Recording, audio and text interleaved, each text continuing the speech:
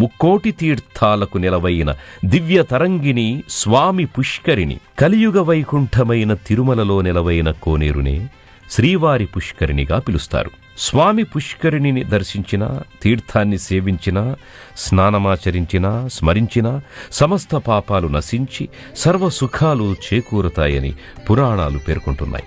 శ్రీవారి క్రీడా సరస్సు అయిన ఈ పుణ్యతరంగిణిని వరాహతీర్థంగా పేర్కొంటారు. శ్రీ మహావిష్ణువు ఆనతి మేరకు గరుత్మంతుడు వైకుంఠం నుంచి పుష్కరిణిని తీసుకువచ్చి ఇక్కడ నెలకొల్పినట్లు చెబుతారు. ఏటా ఫాల్గుణ మాసంలో 5 రోజుల పాటు ఇక్కడ శ్రీవారి తెప్పోత్సవాలను నిర్వహిస్తారు.